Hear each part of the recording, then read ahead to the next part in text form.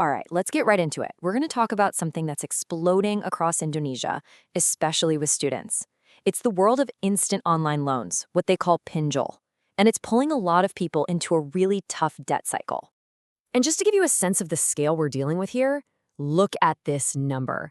That's 22.76 trillion rupiah. That is how much money these online lenders dished out in a single month, March of 2024. This isn't some small niche thing, it's a massive, massive industry. So the big question is, how do we get here? In this first part, we're going to unpack the explosive rise of pinjol and figure out what makes it so darn appealing, especially to young people. First off, what even is pinjol? Well, it's short for Pinjaman Online. Think of it as a fintech app on your phone that gives you a loan with just a few taps. The requirements are incredibly low. Sometimes all you need is your ID. Because it's so easy, researchers have started calling it the student's credit card, a super simple, almost frictionless way to get cash, right now.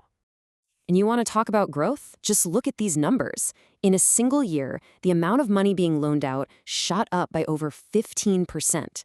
That's not just a little bump, that's an absolutely staggering expansion. It really shows you how fast this whole thing is taking off.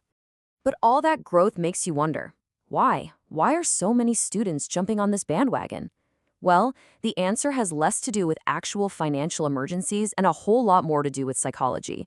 You see, it really boils down to the classic difference between needs and wants.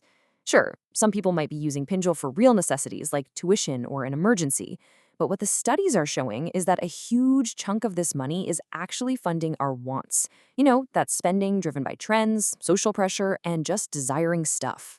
So what's lighting that fire? It's a powerful cocktail of modern social pressures. We're talking about that classic fear of missing out, FOMO. It's the pressure to keep up with what you see on social media, to have what your friends have. It's about gaining that social status and, that little hit of self-confidence you get from a new purchase. It's all about fitting in. And this isn't just a theory. A study from 2022 put it perfectly. It said, when the friendship environment has certain items, it can trigger the desire to also own them.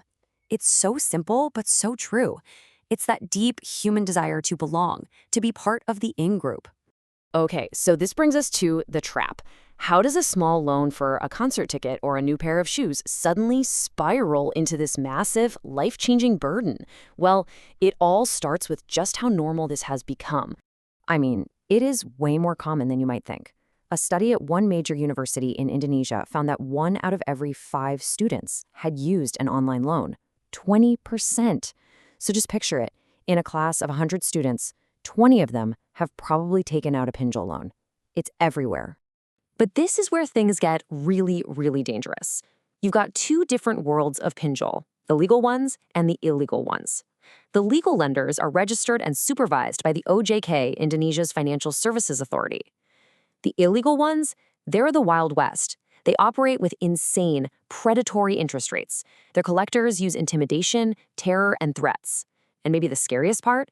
They access and weaponize all the data on your phone, your contacts, your private photos, everything. And that's the cruel heart of the trap. The very things that make these illegal loans seem so appealing, the super easy requirements and the instant cash, are exactly what makes them a nightmare. It feels like a quick fix, but it's really a doorway to a world of hurt. So now, let's talk about what happens when that trap snaps shut.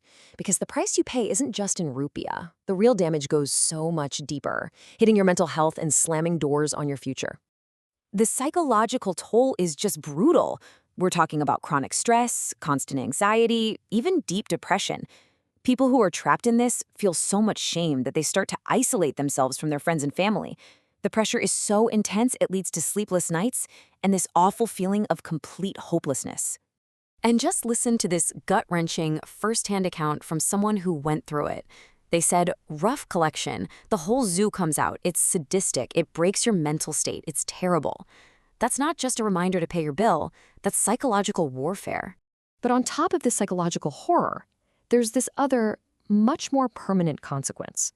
If you default on a loan, even a legal one, you can get blacklisted on Indonesia's national credit system, which is called SLIK OJK. And a bad credit score, that's like a lock on your future. Seriously. It can get you turned down for jobs because, companies check that now. It can block you from getting scholarships, a car loan, or even a mortgage to buy a home. That small debt you took on for something you wanted today could literally stop you from building the life you want tomorrow. So, after all that heavy stuff, the big question is, how do we break this cycle? It might seem hopeless, but the path forward really starts with one thing: knowledge. The absolute core of the solution is financial literacy. It's just about having the know-how and the confidence to make smart money decisions. And the research shows a huge gap here. One study found that a whopping 61.5% of young borrowers just don't have that basic financial understanding. So, here's your personal playbook to stay safe. First, work on that financial literacy. Learn how to make a budget and be really honest with yourself about needs versus wants. Second, always check if a lender is officially registered with the OJK. If they're not on the list, just walk away.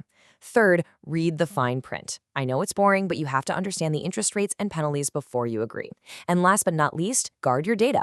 If a loan app wants access to your entire phone, that is a gigantic red flag. In the end, it really all comes down to this one simple but powerful question. In this world of one-click everything, you just have to ask yourself, is that fleeting moment of happiness from a new purchase really worth risking a future weighed down by debt, stress, and a whole lot of closed doors? Something to think about.